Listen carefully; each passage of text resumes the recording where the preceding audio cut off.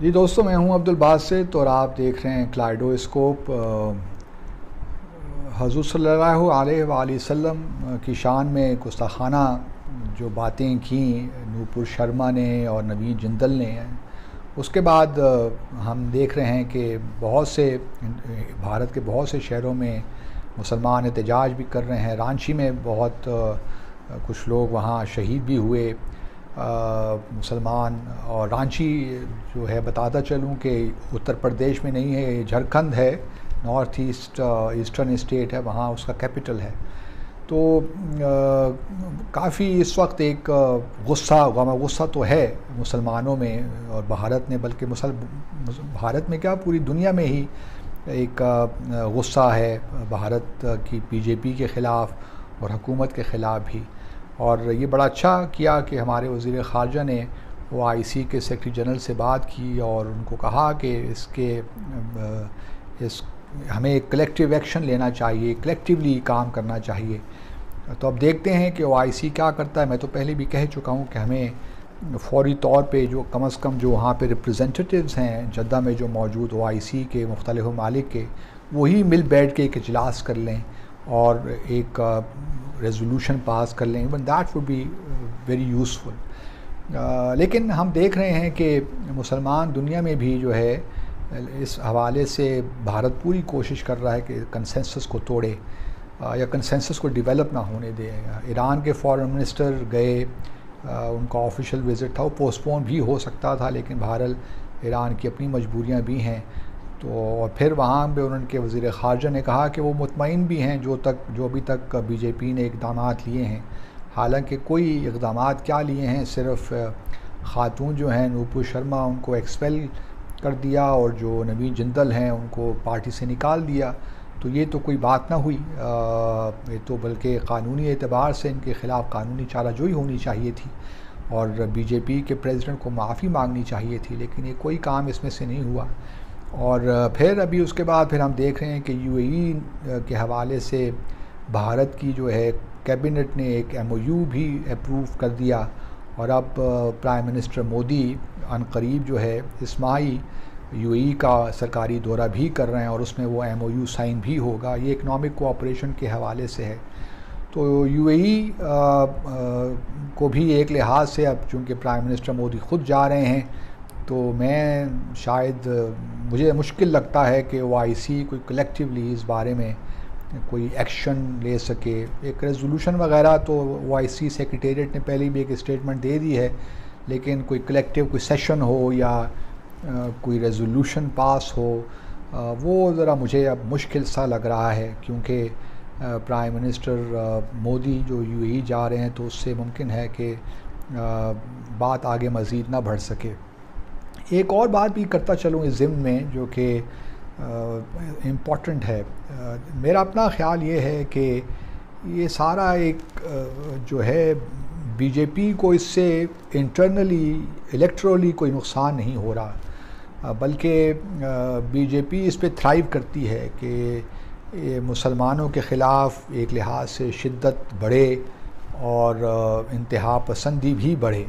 गो कि पहली दफ़ा ये हम देख रहे हैं कि इसका एक जो मुसलमान दुनिया है, क्योंकि इन्होंने तो हदें ही पार कर दी।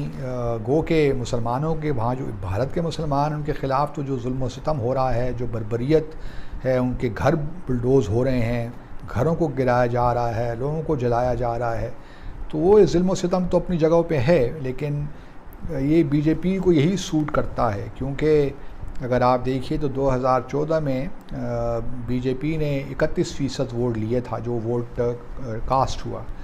और फिर 2019 में जो है पुलवामा का फॉल्स फ्लैग ऑपरेशन और उसके बाद बालाकोट देखिए, तो उसके चूँकि फ़ौरन बाद इलेक्शंस हुए तो भारत जो बीजेपी का वोट था वो 2014 में 31% था, वो 37% हो गया। और अभी भी जब भारत इलेक्शंस में जाएगा 2024 में, तो आप देखेंगे कि शायद मुझे लगता है कि बीजेपी का जो वोट है वो 37% से कहीं 40% या उसको क्रॉस न कर जाए। तो ये बिल्कुल ऐन मुमकिन है, क्योंकि उससे पहले अगले साल 2023 में जो बीजेपी राम मंदिर का भी इफ्तिताह करेगा जहाँ पे अयोध्या मस्जिद हुआ करती थी किसी ज़माने में। तो ये तमाम एक आप कह सकते हैं कि बीजेपी इस पे थ्राइव भी कर रही है। गो के मुसलमान दुनिया का ये फ़र्ज़ बनता है कि वो भारत पे प्रेशर बिल्ड करें, और OIC एक प्लेटफॉर्म है, 57 ममालिक हैं, लेकिन हनूज़ अभी तक हमें कोई ऐसी चीज़ नज़र नहीं आई। गो के इंडिविजुअली हर मुल्क ने स्टेटमेंट दी है और कंडेम भी किया है, लेकिन अब मैं देख रहा हूँ कि बीजेपी की जो या मोदी हुकूमत की जो इस वक्त एफ़र्ट है या भारत की जो एफ़र्ट है वो यही है कि इस कंसेंसस कोई बिल्ड ना होने दिया जाए। और ठीक है, इंडिविजुअली ममालिक ने दे दी है, और इसी दौरान हम देख रहे हैं कि भारत की जो वजारत ख़ारिजा है उसका फ़ोकस पाकिस्तान की तरफ है, किसी न किसी वो पाकिस्तान को बीच में कि जी आपके यहाँ माइनॉरिटी से क्या हो रहा है, मंदिरों के साथ क्या हो रहा है, गुरुद्वारों के साथ क्या हो रहा है, and that kind of stuff जो भारत करता रहता है। लेकिन वो ये भूल जाते हैं कि अगर पाकिस्तान में कोई इक्का दुक्का वाक़यात हो भी जाते हैं तो उसमें गवर्नमेंट या स्टेट कनाइब नहीं करती, वो उसमें शामिल नहीं होती। वो जो भी इस किस्म की हरकत करते हैं, जराइम करते हैं, गवर्नमेंट की कोशिश पाकिस्तान में ये होती है कि वो उनको सज़ा दे, उन पर कानूनी चाराजोई करे। लेकिन यहाँ तो जो बीजेपी है, जो पार्टी है हुकूमती, वो तो इनकरेज कर रही है हिंदू इंतहा पसंदों के क्या मुसलमानों के ख़िलाफ़ खड़े हो जाएं। तो ये बुनियादी फ़र्क जो है ये सामने रखना चाहिए। और भारत में इस वक्त यही मसला है कि मुसलमान अंडर प्रेशर है, लेकिन salute to Muslim, Indian Muslim जिस तरीके से वो फेस कर रहे हैं। मैं बहुत सी ट्विटर स्पेसेस में भी जाता हूँ जो वहाँ के मुसलमान करते हैं, तो एक शदीद गम और गुस्सा तो पाया जाता है भारत के मुसलमानों पे भी। और वो कुछ बल्कि कहा ये जो है टू नेशन थ्योरी वो बिल्कुल साफ़ नज़र आ रही है कि वो बिल्कुल मामला ठीक ही था। और जो मुसलमान रह गए भारत में वो अब जो मज़ालिम फेस तो वो कर रहे हैं। और अल्लाह ताला का बड़ा शुक्र है कि हमारे पास अपना एक मुल्क है, पाकिस्तान है, जहां हम आज़ादी के साथ रह सकते हैं। तो इस मुल्क की कदर कीजिए और लेट्स होप कि हम सही रास्ते पे इस मुल्क को डाल देंगे, और जो एक सियासी अबतरी का हम शिकार हैं इससे हम निकल आएंगे। क्योंकि जब तक सियासी अबतरी रहेगी, सियासी मामलात इस तरह रहेंगे, तो शायद वो इक़्तिसादी एतबार से, मुआशी एतबार से भी हम उस तरह तरक्की ना कर पाएँ जो हम करना चाहते हैं या जो हम कर सकते हैं।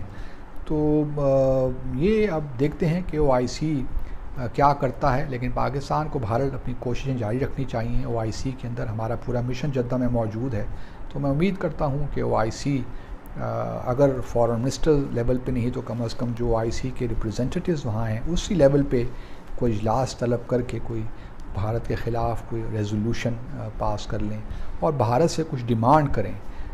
तो ये बड़ा ज़रूरी है। देखते रहिए कलाइडोस्कोप। अल्लाह हाफ़िज़।